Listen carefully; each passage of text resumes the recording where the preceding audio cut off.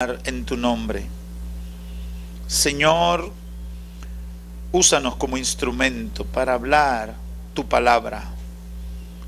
Que no seamos nosotros hablando, sino que sea tu Espíritu Santo utilizando nuestros labios para ministrar al corazón de cada hombre o mujer que podamos alcanzar dentro y fuera de este templo.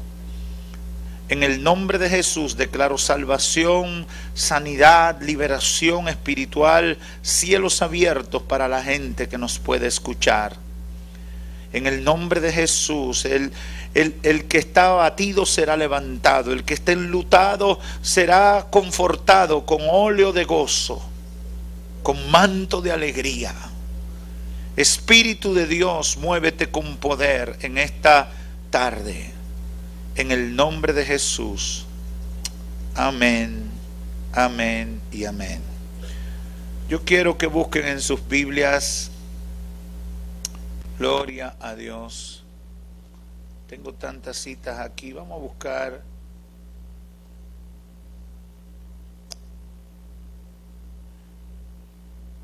Vamos a buscar Marcos capítulo 1.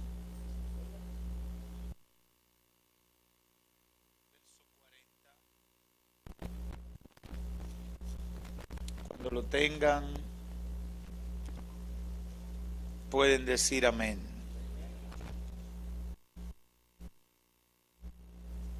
Marcos 1:40. Dice la palabra del Señor: vino a él un leproso rogándole, e hincada la rodilla le dijo: si quieres puedes limpiarme. Y Jesús, teniendo misericordia de él, extendió la mano y le tocó y le dijo: quiero, sé limpio. Y así que él hubo hablado, al instante la lepra se fue de aquel y quedó limpio. Amén. Pueden sentarse. Nuestro tema para hoy es: una parte le toca a Dios y la otra me toca a mí. Yo quiero que tú se lo digas a alguien que esté cerca de ti. Una parte le toca a Dios y la otra parte me toca a mí.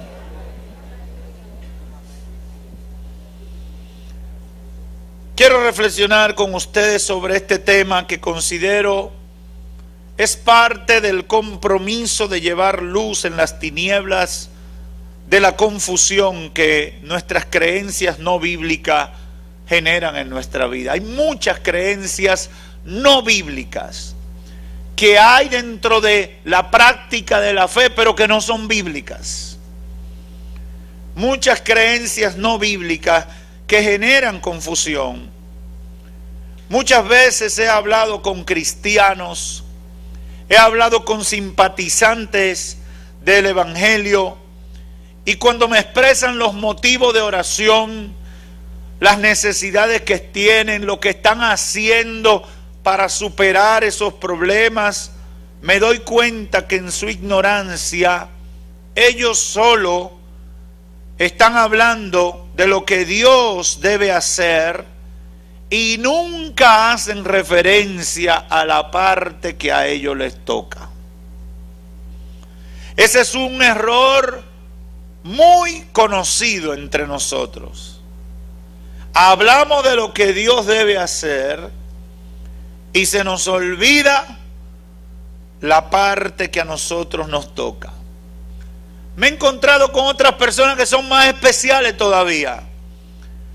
Son aquellos que se enojan porque Dios no lo puso a hacer lo que ellos saben que debían hacer, pero que no pudieron hacer, porque ellos entienden que es Dios que tenía que ponerlo a hacer. Me pasa mucho con alguna gente. Yo quiero que Dios me quite el deseo de hacer tal cosa. Mire, pastor, yo estoy aquí muy obeso, pues yo quiero que el Señor me quite el deseo de comer. Y yo le digo: ¿y qué tú estás haciendo para no comer tanto? No, pero yo quiero que el Señor me quite ese deseo. Entonces usted va y lo encuentra en el supermercado y ve que todo lo que engorda ellos cogen un paquete y dos, y usted lo ve, y cuando va a la casa no hay caldero chiquito, no, son unas pailas de este tamaño, Entonces ellos quieren que el Señor le quite el deseo de hartarse, pero si le dan sopa al mediodía dicen: aquí no se ha cocinado, aquí estamos pasando hambre, es un ayuno que tenemos aquí. Pero ellos quieren que Dios le quite eso, porque es que ellos saben que tienen que cuidar el templo del Espíritu Santo. Y entonces ellos dicen: Señor, quítame eso. Estoy enojado, Señor, porque yo te prometí que este año yo iba a rebajar. Entonces el Señor termina siendo el culpable en la opinión de ellos, de lo que ellos debieron hacer. Esa manera de pensar, hermanos y amigos, revela un alto nivel de ignorancia sobre lo que dice la Biblia. Ignoran los ejemplos bíblicos de cómo es la relación con nosotros. Dios ha establecido su formato de relación con nosotros. Dios tiene su forma para que nosotros nos relacionemos con Él, le pidamos a Él y esperemos lo que Él va a hacer en nuestro favor. Dios nunca va a violar lo que Él ha establecido. Y aquí viene un punto muy importante con respecto al proceder de Dios, y es que Dios respeta la ley de la autodeterminación que Él nos dio como privilegio de la creación. Dios respeta eso. Y por eso hoy quiero, con la ayuda del Espíritu Santo, utilizando como base algunos ejemplos bíblicos, quiero demostrar que hay una parte que le toca a Dios, pero hay una parte que me toca a mí para ver la respuesta, para ver la manifestación del poder de Dios en mi vida. Lo primero que quiero explicar es lo que he llamado la ley de la autodeterminación. Dios en su palabra estableció que nosotros los seres humanos, a diferencia del resto de la creación, tendríamos el privilegio de elegir, de escoger lo que queríamos hacer, aun cuando no fuera el deseo de Dios que eligiéramos determinadas opciones. Esas son las implicaciones que revela Génesis capítulo 2, verso 15, cuando dice: Dios el Señor tomó al hombre, lo puso en el jardín del Edén para que lo cultivara y lo cuidara, y le dio el mandato. Y le dijo: puedes comer de todos los árboles del jardín, pero del árbol del conocimiento del bien y del mal no deberás comer. El día que de él comas, ciertamente morirás. Dios estableció que sobre el ser humano estaba la responsabilidad de administrar lo que ahí había. Ellos podían elegir obedecer o podían elegir no obedecer. Y si nos vamos a Génesis capítulo 3, verso 6, ¿qué encontramos? Dice: la mujer vio que el fruto del árbol era bueno para comer. ¿Quién determinó que era bueno, aún en contra de la voluntad de Dios? ¿Quién lo determinó? ¿Quién vio? Ella vio y determinó que era bueno. ¿Le dijo a Dios que era bueno?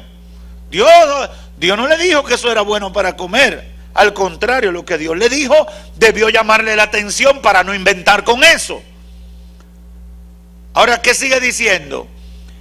Y vio que tenía buen aspecto. ¿Quién determinó que tenía buen aspecto? La que vio.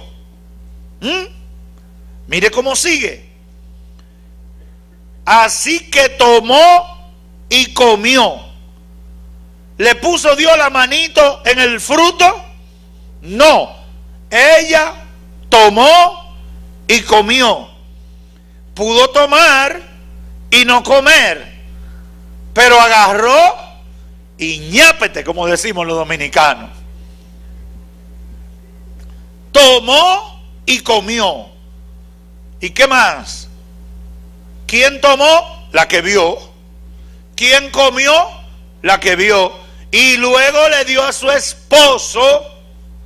Y como nos pasa a los hombres, querido, mira qué bonita esta manzanita. Yo no sé por qué los hombres, cuando las mujeres no hablan en un tonito, como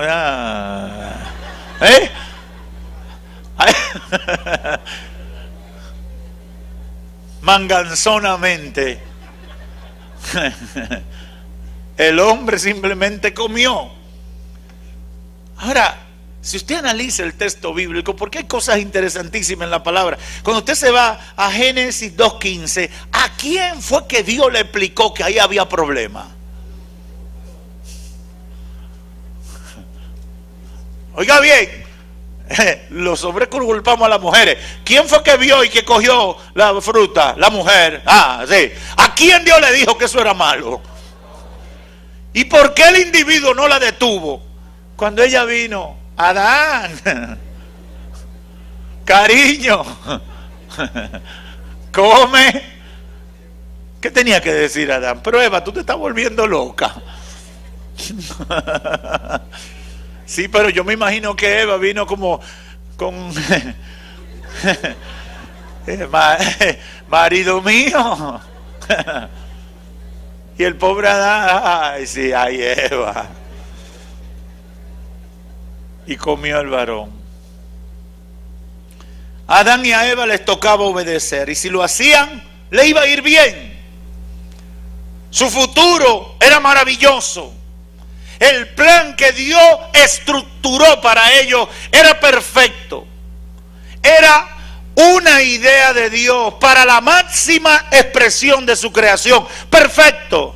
Ahora bien, ellos ignoraron esa buena intención de Dios. Y aunque Dios cumplió con su parte, ellos no hicieron la de ellos. Y de ahí vino todo el problema.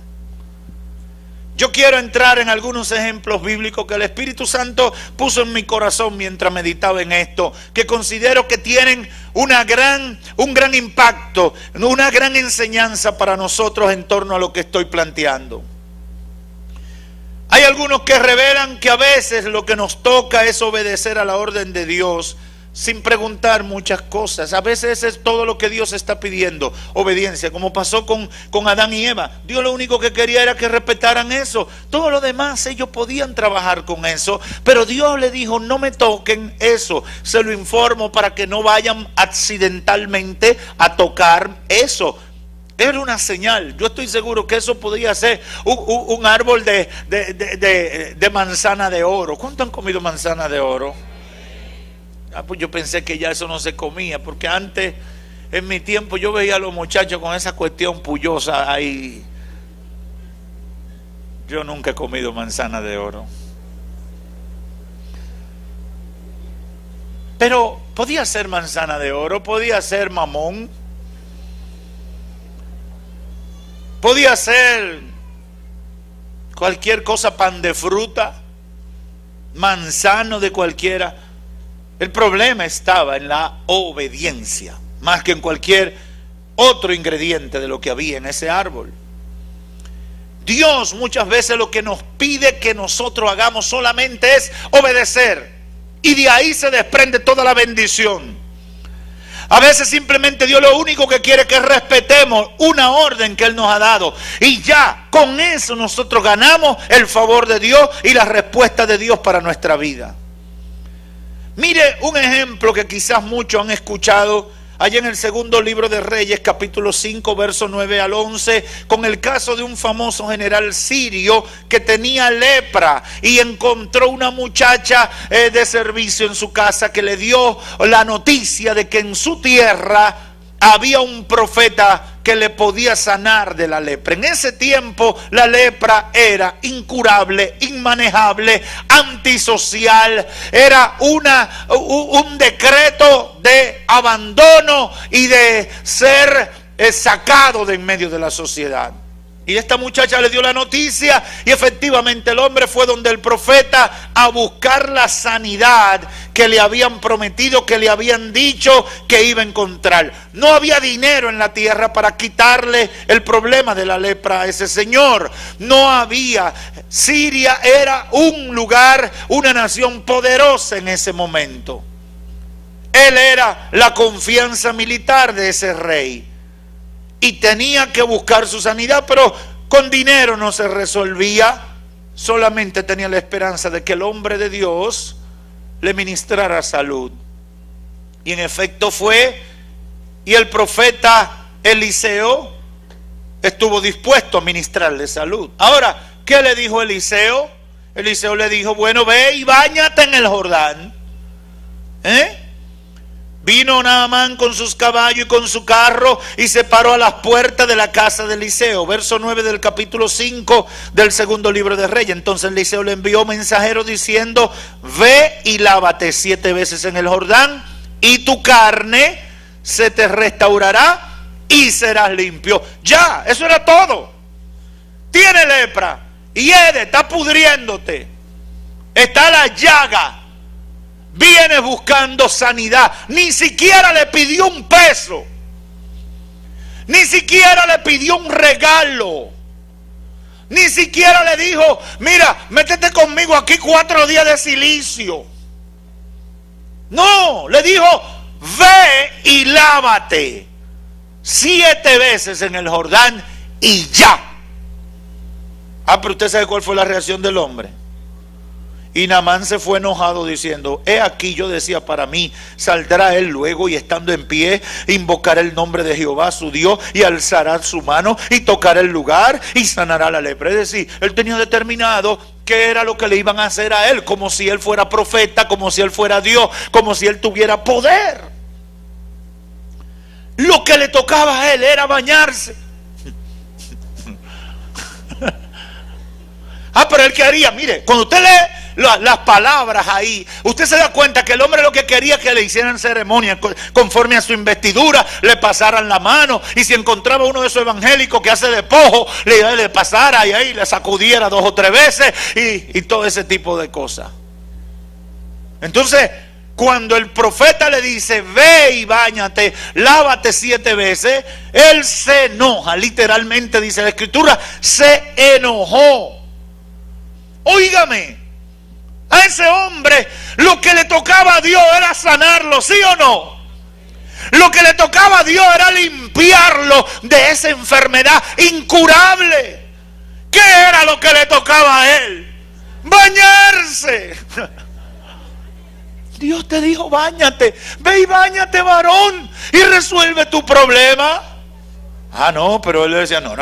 Óigame, hermano, si usted está necesitado, ¿qué importa que le pidan lo que le pidan? ¿Qué importa que vaya, que en su país haya un río más limpio que el Jordán? Es verdad, el Jordán es un río sucio y porqueritoso. Yo lo vi, hermano, ese río no da ganas de bañarse. Yo entendí a Naamán, después que fui a Jerusalén, yo entendí a Naamán, cualquiera no se baña ahí. Yo me hubiera bañado en cualquier charco, menos en ese, porque se ve sucio. El Jordán se ve sucio. Pero, ¿qué le tocaba a él? Ir y bañarse obedeciendo la palabra. Su necesidad. ¿Qué le tocaba a Dios? A Dios obrar el milagro. Entonces, no te resista. Ve y obedece. Después de mucha lucha, entró en razón, fue y se bañó. Y dice la Biblia que la piel le quedó como la de un niño. Hay otro ejemplo que a mí me resulta muy interesante y es el del profeta Jonás. Porque me parece que Jonás es un prototipo de la conducta de uno. A Jonás Dios le habla y le indica que debe tomar un barco hacia Nínive para entregar un mensaje. Usted se va al libro de Jonás y va a encontrar eso. Dios le dice, mira, ve a Nínive, tú lo único que necesitas, tú eres profeta de profesión, tú lo único que necesitas es llevar este mensaje. Jonás capítulo 1 verso 1 y 2. Entonces tú vas y lleves ese mensaje. Vino palabra de Jehová a Jonás hijo de Amitai diciendo, levántate y ve a Nínive, aquella gran ciudad, y pregona contra ella porque ha subido su maldad delante de mí. Ya, ve y dile el mensaje, punto, ya, ve, llévale el mensaje. Ahora, ¿qué hizo Jonás? Jonás no estaba de acuerdo y Jonás se levantó para huir de la presencia de Jehová y se fue a Tarsis y descendió a Jope y halló una nave que iba para Tarsis, pagando su pasaje, entró en ella para irse con ellos a Tarsis y demás. Después que cogió para Tarsis, una tempestad empezó a sacudir la embarcación, y cuando están buscando el culpable, oh curiosidad, resulta que es el cobarde de Jonás. ¿Qué le tocaba a Jonás hacer? Ir y llevar el mensaje. Cuando usted analiza el texto bíblico, después se va a dar cuenta que Jonás tenía un rencor con los ninivitas. Cuando usted analiza la historia completa, se da cuenta que había un rencor albergado en el corazón de Jonás. Y Jonás, aunque Dios quería salvar a los ninivitas, Jonás no quería que se salvaran. Ahora, ¿qué le tocaba a él? Llevar el mensaje. ¿Qué le tocaba a Dios? Bregar con los desgraciados ninivitas. Dios era el que tenía que bregar con esa gente. Eran malos, sí. Eran terribles, ¿verdad? Habían hecho mucho daño, estamos de acuerdo. Pero ese no es tu problema, varón. Tú eres profeta. Un profeta es un enviado que lleva un mensaje de parte de Dios. No es un juez que está determinando si la gente a la que le lleva el mensaje es buena o es mala. Él tiene que llevar el mensaje. Lo demás le toca a Dios. Yo no sé si habrá alguien entendiéndome aquí. La tempestad se la buscó Jonás. La experiencia de 3 días en el vientre del gran pez se lo buscó Jonás. Ese calvario que vivió. Y yo siempre le recomiendo a la gente que lea la oración del capítulo 2 de Jonás, para que vea lo que es un hombre que metió la pata angustiado en medio de una tribulación. Esa tribulación se la buscó él.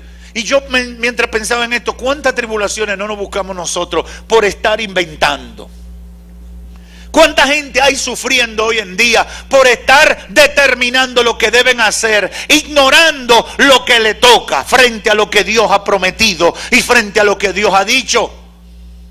Hay demasiada gente, yo he entendido por esta palabra que hay demasiada gente en crisis porque ellos no están haciendo lo que le toca, sino que están protestando delante de Dios, o tomando juicios particulares para ellos determinar cómo Dios debe resolver las cosas y cómo ellos deben manejarse frente a determinadas situaciones. ¿Qué haría la gente con el mensaje que Dios le estaba enviando por medio de Jonás? No era problema de Jonás. Eso no le tocaba al profeta. Dios era el que tenía la responsabilidad. Pero el profeta no entendió eso y salió hacia otro lugar con todas las consecuencias que tuvo que sufrir más adelante. En Marcos capítulo 8, verso 6, hay otro ejemplo y he recopilado estos diferentes ejemplos porque considero que nos dan una perspectiva diferente para entender la misma verdad. Marcos capítulo 8, verso 6, dice la escritura: Jesús mandó a la multitud a recostarse en tierra, y tomando 7 panes, habiendo dado gracias, lo partió y dio a sus discípulos para que lo pusiesen delante, y lo pusieron delante de la multitud. Tenían también unos pocos pececillos, y lo bendijo y mandó que también lo pusiesen delante, y comieron y se saciaron, y recogieron de los pedazos que habían sobrado 7 canastas. Eran los que comieron como 4,000, y lo despidió. Jesús, en un momento, esta multitud va siguiéndolo y le dice a los discípulos que hay que darle de comer. Encuentran estos 7 panes y algunos pececillos, y Jesús viene y ora por los panes y los pececillos y le dice: repártanle. Y al final me gusta como dice: eran 4,000. Usted sabe que en la antigüedad no se contaban las mujeres y los niños, solamente se contaban los hombres. Por lo tanto, si habían 4,000 hombres y yo le pongo una mujer y 2 niños por cada hombre, estamos hablando de 12,000 personas. O 16,000. Ahora, yo meditaba sobre este episodio bíblico. Ellos encontraron 7 panes y unos pececillos. ¿Qué le tocaba a Dios? proveer la comida. ¿Qué le tocaba a ellos? Repartirla. El lío es, usted tiene 4,000 gente, más 12,000 entre muchachos y mujeres, y usted sale con 7 panes y unos pececillos, de que siéntense a comer que yo les voy a repartir. Póngase a pensar en qué pasó por la cabeza de esos discípulos cuando Cristo le dice, denle de comer y vamos a repartirle comida. Porque usted diría, bueno, Señor, ¿cuántos sacos de arroz es que vamos a preparar aquí? Porque son mucha gente. Entonces, el problema de nosotros es que empezamos a calcular cómo es que Dios va a resolver ese lío. Nosotros comenzamos a calcular, espérate, es que esto no da, esto no cuadra, Señor. Pero Dios te dijo que lo cuadrara. Tú eres contador para sacar cuenta. Póngase a pensar, hermano. Póngase a pensar. Es decir, ¿qué pasó por la cabeza de los discípulos en el momento que Cristo? Y tomé este segundo ejemplo porque hacían 24 o 48 horas Cristo había hecho un milagro similar. Me imagino que en el primer milagro ellos estaban más chivos, ahora estaban chivos, pero quizás ahora ya decían, si lo hizo una vez, lo puede hacer otra vez también. Pero mire bien, póngase a pensar si a usted Cristo si hubiera sido usted uno de los discípulos y le dicen, vamos a darle comida a 16,000 gente con 7 panes y unos pedacitos de peces que aparecieron por ahí, y repártanlo y recuerden la gente y comiencen a repartirlo. ¿Qué usted hubiera hecho? Usted arranca. Yo estoy seguro que la mayoría hubiera dicho, yo no voy a pasar el ridículo, yo no voy a pasar vergüenza, porque Cristo botó la tercera y Él no se está dando cuenta que ahí no hay comida ni para un hombre de verdad, de trabajo. Póngase a pensar, hermano. Es una realidad. Entonces, a veces lo que Dios pide, lo que Dios está diciendo, a mí no me cabe, no me cuadra, en el sistema mío no es manejable. Ahora, que yo tengo que entender que a Dios le toca hacer lo sobrenatural y a mí hacer lo natural que estoy llamado a hacer por el orden que Él ha establecido. Yo no sé si hay alguien aquí que está entendiendo lo que el Señor le está hablando en esta tarde. A mí me toca una parte y la de Dios yo tengo que dejársela a Dios. Otras veces la palabra del Señor nos enseña que a nosotros nos toca pedir y decirle a Dios que obre en nuestra vida y después dejarlo tranquilo que Él obre el milagro. Marcos 1 nos habla de eso también. Ahí los versos que leímos al inicio encontramos el caso de ese paralítico. Mire cómo vino a él un leproso. Viene y llega a Jesús un leproso rogándole e hincado de rodillas le dijo, si tú quieres, puedes limpiarme. ¿Qué le tocaba a él? Pedir. Y voy a perder el chance de tener a Cristo cerca y no pedirle. Voy a perder el chance. Yo hablaba ayer en los Alcarrizos del caso de el ciego que se encuentra con Cristo a la puerta de Jericó. Él oye el murmullo, él oye que está llegando el alboroto que anuncia la llegada de Cristo a la ciudad. ¿Y qué hace ese ciego? Comienza como loco a gritar, Jesús, hijo de David, ten misericordia de mí. Él pudo quedarse callado, pero él comenzó a gritar. Él dijo, yo no voy a tener otra oportunidad, a mí me toca gritar. Aleluya, aleluya. Lo que Dios vaya a hacer conmigo yo no sé, pero si por falta de grito yo voy a gritar y yo voy a pedir. Hay gente que están postrados porque no le piden a Dios. Hay gente que tienen problemas porque no le piden a Dios. Hay gente que se lo está llevando el mismo diablo porque le da vergüenza pedirle a Dios. Dios dijo, pídeme, pídeme. El profeta proclamó que Dios dijo, clama a mí y yo te responderé y te enseñaré cosas grandes, cosas ocultas que tú no conoces. Clama, pide, pide, pide. La palabra de Dios dice que pidamos. Óigame, yo sé que a veces uno se cansa de pedir, pero como a mí no me dijeron hasta cuándo debo pedir, yo pido todos los días. Yo pido hasta que reciba lo que pido.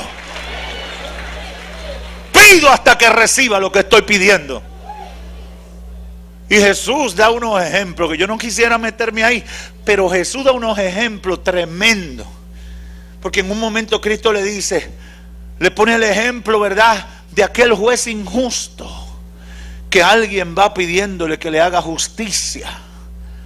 Y Cristo dice que por la insistencia, aquel hombre tuvo que prestarle atención a quien le pedía que le hiciera justicia. Y dice Cristo, si eso es uno injusto, ¿qué será mi Padre? Aleluya. ¿Qué será mi Padre que está en los cielos? Pero cuánta gente Satanás está haciendo añicos su vida, pedacitos su vida, porque ellos no son capaces de pedirle a Dios. Y ellos se avergüenzan de pedirle a Dios. Y ellos se cansan de pedirle a Dios. La Biblia no dice hasta cuánto tú debes pedir. Si usted me encuentra ahí en la Biblia, hasta cuándo es que se debe pedir por algo, yo me retracto públicamente, pero yo no lo he hallado. Ahí dicen, por toda parte que busco, nada más dice clamen, pidan, toquen. Clamen, pidan, toquen. Yo no sé, mientras yo tenga cosas que pedir, porque yo voy a hacer lo que a mí me toca. Yo voy a hacer lo que a mí me toca. Mientras yo tenga algo que pedirle al Señor. ¿Habrá alguien aquí que tiene algo que pedirle al Señor? ¿Habrá alguien aquí que tiene alguna necesidad para que Dios obre? Entonces no te canses de pedir. Dile que está a tu lado, no te canses, que tú hasta que llegue. Aleluya. Esto hasta que se acabe. Esto hasta que la gloria de Dios baje. Esto hasta que el Señor responda. Yo voy a pedir. Aleluya. Satanás juega a eso, a que yo me canse. Mire, ¿tú no crees que tú pides mucho? Y aparece alguno que viene con una revelación del infierno y te dice, mira, yo no creo que tú debes pedir tanto, porque el Señor, ya el Señor sabe, tú sabes, porque tú le tienes el oído caliente al Señor. Mire, hermano, al ciego que estaba allá en Jericó, los vecinos le dijeron, cállate, no pida tanto, Cristo no te va a prestar atención. Y ahí fue que él le echaron gasolina. ¡Jesús! Mira, cuando el diablo te mande un bombero de eso a apagarte el fuego, dile, te equivocaste, ahora es que voy a pedir más. Ahora, si antes pedía por la mañana, ahora voy a pedir al mediodía, voy a pedir en la tarde y voy a pedir en la noche. Porque yo voy a pedirle a Dios hasta que mi respuesta llegue. Porque Dios me ha dicho que pide, yo voy a hacer lo que a mí me toca. Hermanos, todos estos ejemplos nos confirman lo que estamos enunciando desde el principio. Hay una parte que le toca a Dios y hay otra parte que nos toca a nosotros. Dios siempre va a respetar su decisión inicial de crearnos a su imagen y semejanza y a tener el poder de la autodeterminación. Y a partir de esa realidad debemos entender su relación con nosotros. Con los animales Dios no tiene esa brega. Cuando Dios le dice a un animal de eso, hay que aparearse. Usted ve que, yo no sé si a usted le ha pasado, hay perritos que se equivocan con uno.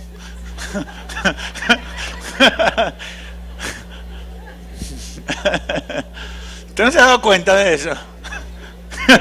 ¡Ey, perro, tú estás loco! ¿Y por qué? El perro, aquí no hay nada en el perro. Él no elige, él no decide cuándo va a hacer una cosa.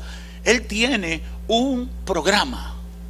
Y no importa si está frente a la gente o está en la jaula, él ejecuta igualito, porque él no elige. Pero nosotros no. Dios nos puso a nosotros la capacidad, a su imagen y semejanza, de elegir, de autodeterminar lo que vamos a hacer o lo que queremos elegir. Por lo tanto, nosotros somos gente especial, creación especial de Dios. Es por esa razón que Dios nunca hará en nosotros lo que nosotros deliberada y conscientemente rechacemos. Para Él glorificarse en nuestra vida, tenemos que abrir nuestro corazón y decirle: por favor, actúa. Analice los milagros de Cristo en todos los evangelios, para que usted vea la intención de Cristo. Cristo solamente no preguntaba cuando de antemano el interesado venía en una actitud de ruego y de solicitud delante de Él. Pero cuando las cosas no estaban muy claras, aquí usted ve que cuando las cosas no estaban muy claras, Cristo lo paraba y le decía: ¿qué tú quieres que yo haga contigo? Y usted dice: bueno, los críticos de Jesús, los fariseos, vivían enrostrándole eso a Cristo. Decían: pero ven acá, si tú eres el Hijo de Dios y tú no estás viendo que era un paralítico, tú no ves que se está arrastrando, ¿por qué tú le preguntas si quiere ser sano? ¿Por qué Cristo lo hacía? Porque Él no va a hacer nada que nosotros no querramos que Él haga. Yo le pregunto continuamente a la gente en ese sentido, porque a veces hay personas que están insistiendo por alguien y esa gente no quiere liberación, no quiere sanidad. Me ha pasado con padres, con madres, a veces con parejas, personas que llevan a una persona prácticamente forzada y dicen: pastor, yo quiero que usted le ore y me le saque los demonios. Y yo le he preguntado al interesado: ¿tú quieres que te saquen los demonios? No, yo me siento bien con mis demonios. Digo: pues entonces no hay que orar. Yo quiero que él sea libre de tal cosa.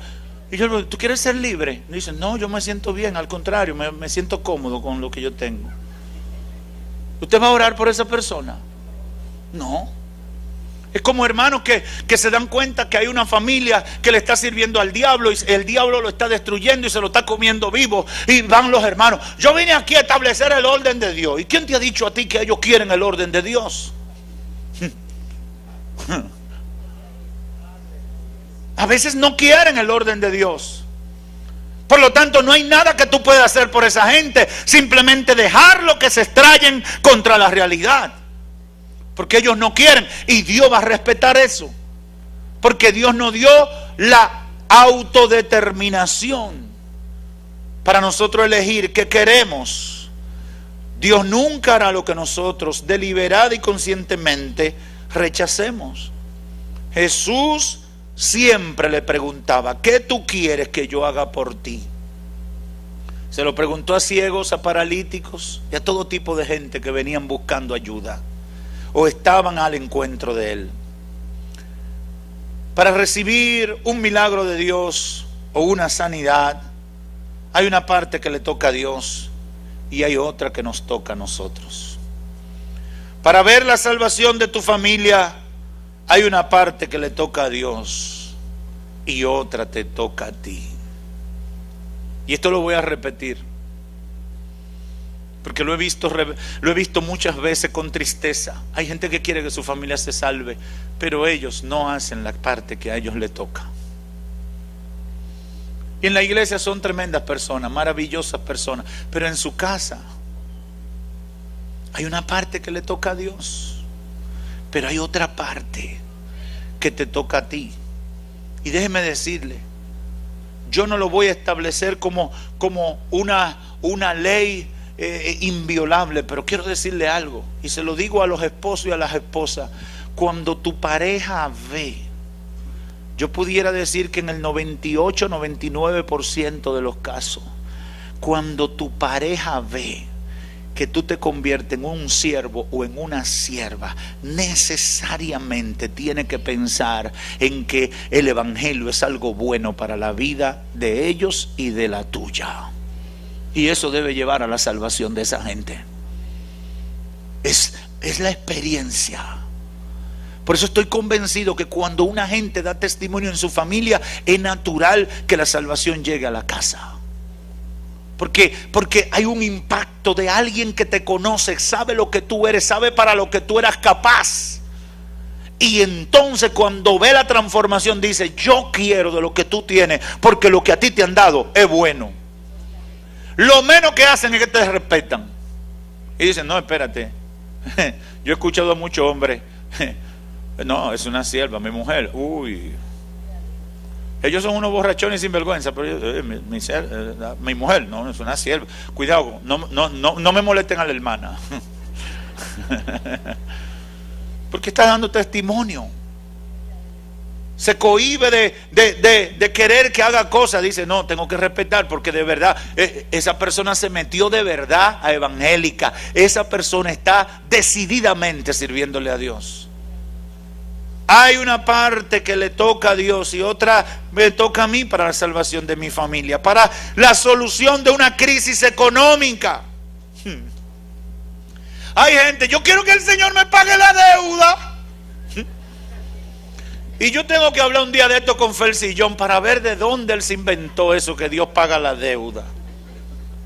Sí, porque tiene una canción ahí que ministra sobre eso. Entonces usted ve a la gente cogiendo fiado y gastando cuarto que no tienen. No recuerdo cómo es que dice la canción, pero usted ve a la gente proclamando. Pero varón, corrígete, deja de gastar los cuartos que tú no tienes. Yo quiero que el Señor me arregle mi situación económica. Pero ¿qué estás haciendo tú?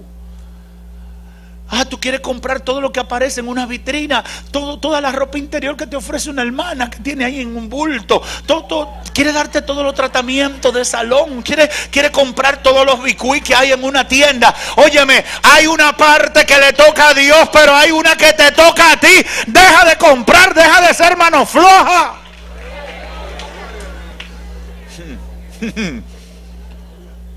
Yo no sé por qué a mí todos los negocios me van mal. Y usted le hace un previo análisis y se da cuenta que a veces esa persona pone un negocio y el último que llega al negocio es él, porque es un príncipe. Y yo he aprendido que los dueños de negocios son los esclavos de los negocios. El dueño es el primero que llega y el último que se va. Y el que le duele cada peso que ahí se gasta. Se gastó un papel de baño de más, al dueño le duele, al empleado no, pero al dueño sí. Y eso es lo que garantiza que ese negocio tenga éxito, porque hay uno que le duele. Pero hay gente que pone negocio y lo primero que hacen es que compran un carro más caro que lo que pueden, preferiblemente jipeta, y si es 4x4 mejor. Yo viví una experiencia el viernes pasado que me tocó hablar con un señor que tiene billete, dinero aquí, dinero en diferentes países, negocios y demás. Y yo me sentí en reprensión. Yo andaba en la camioneta y ese individuo andaba en un carrito que parecía que el que tenía cuarto era yo. Yo dije, wow, hay que ser humilde, pero este se pasó.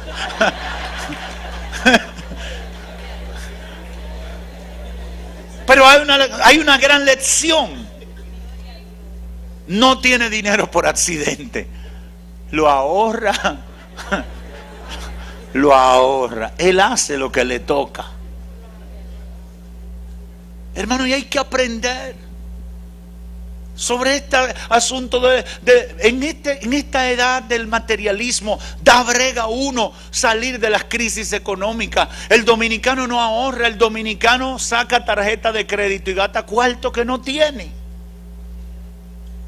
Eso es una trampa, porque usted ve la superintendencia de banco haciendo campaña para decirle a usted que de lo que usted dispone es cuando hace la resta de su salario, le saca los gastos fijos y que entonces esa es su capacidad de pago. ¿Por qué le están diciendo eso a la gente? Es que medio país está en los buros de crédito, imposibilitado, porque no pueden pagar, ya que gastan más de lo que son capaces de poder pagar. Esa es la gran problemática. Y yo veo las peticiones de oración para que el Señor pague deuda. Yo no me preocupo porque el banco del cielo no quiebra. Pero si fuera un banco de esta tierra, fuera imposible pagar tantas deudas que tiene la gente. Hay una parte que le toca a Dios y hay otra que te toca a ti. Para dejar un vicio y ser libre de una cadena espiritual, hay una parte que le toca a Dios y hay otra que me toca a mí. Ay, yo tengo este vicio, yo quiero que el Señor me lo quite. Recuerdo una vez una señora que quería ser libre del vicio del tabaquismo, de los cigarrillos. Y se fumaba muchas cajas de cigarrillos. Y me viene un día y me dice: pastor, yo necesito que el Señor me quite. Hágame una oración de esa poderosa, que Dios me quite.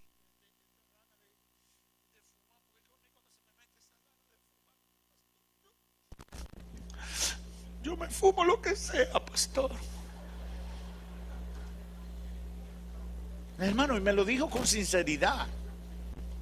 Yo le creo la oración, la intención que tenía me la dijo con sinceridad. Ahora yo le pregunté: ¿usted tiene alguna caja de cigarrillo en su casa? Dice: bueno, pastor, mire, yo tengo una para cuando me ataca ese deseo tan fuerte, para yo no salir como loca a la calle a comprar cigarros. Yo tengo una ahí para matarme. Dije: hay una parte que le toca a Dios, pero hay otra que te toca a ti. Termina de romper con esa maldición en tu vida. Ciérrale la puerta al diablo y abandona eso. Yo pudiera pasarme la noche aquí dándole ejemplos de eso, de ejemplos de la vida real. Ay, yo quiero que el Señor me quite eso, de esos malos pensamientos con las mujeres, pastor. Yo quiero ser santo, yo quiero estar en la gloria, yo quiero estar en otro nivel, en otra dimensión de gloria. Porque pastor, hay que hacer algo porque las mujeres de este tiempo tienen a uno sin comunión.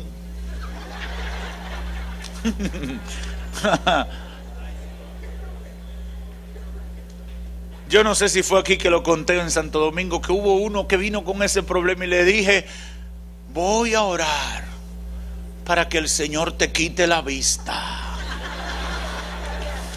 No, pastor, no es tanto así el problema. Yo voy a cambiar. Es que hay una parte que le toca a Dios, pero hay una que me toca a mí. Yo sé que Satanás me está acechando, entonces yo tengo que dejar de exponerme a lo que me hace daño, a lo que me destruye, a lo que atenta con mi relación con Dios. Tengo que aprender a tomar medidas, porque Dios va a hacer su parte, pero yo tengo que hacer la mía. Así pasa con la salvación. Mucha gente quiere que Dios le toque, y el día que Dios me toque, yo me convierto. Te irás al infierno sin oportunidad de salvación, porque hace rato Dios te está tocando. Dios está haciendo su parte. ¿Y cómo Dios hace su parte? Enviando predicadores, tocando tu corazón, revelándose por su palabra, revelándose a veces por sueños y visiones, por situaciones que estás viviendo, etcétera. Dios está haciendo su parte. Pero amigo o amiga, hay una parte que te toca a ti, el tomar la decisión y dar el paso de fe. Tú tienes que decir: aquí estoy, Señor, ayúdame. Dios no lo hará hasta que tú no decidas que quieres alcanzar la salvación y la vida eterna. Por eso termino diciéndole a los amigos: este es el tiempo de hacer lo que te toca a ti. Aprovecha y da el paso de fe. Dile al Señor: aquí estoy, sálvame, transfórmame, libértame, obra en mi vida. Porque, hermanos y amigos, hay una parte que le toca a Dios, pero hay una parte que te toca a ti. Yo quiero que en este día ustedes mediten sobre estas palabras. ¿Qué no estoy haciendo? ¿Qué me toca a mí que yo no estoy haciendo? ¿Qué parte Dios está esperando que yo haga y yo no he obtemperado al llamado de Dios? Porque hay bendiciones estancadas porque yo no he hecho mi parte. Dios ya hizo la suya.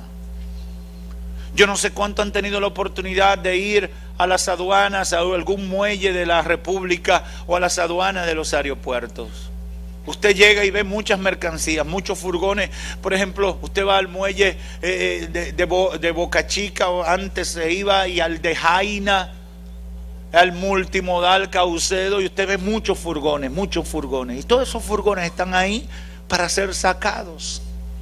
Pero falta un papeleo, falta una tramitación, falta pagar unos impuestos, falta cumplir con unos requerimientos, unas declaraciones y demás.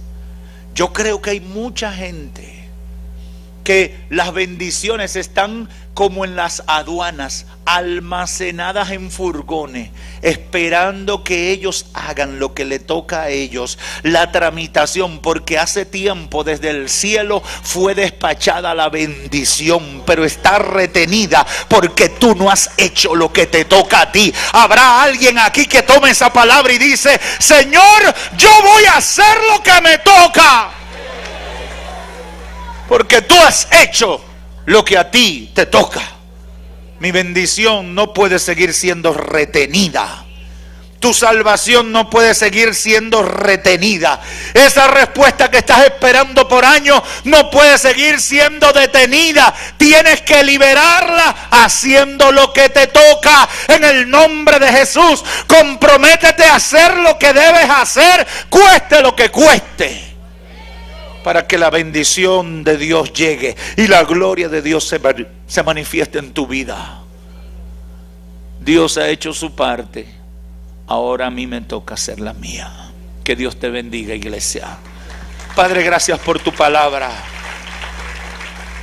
He hablado en tu nombre, Señor. Trae a aquellos que han de ser salvos. Trae a aquellos que te necesitan. Espíritu Santo, trae revelación.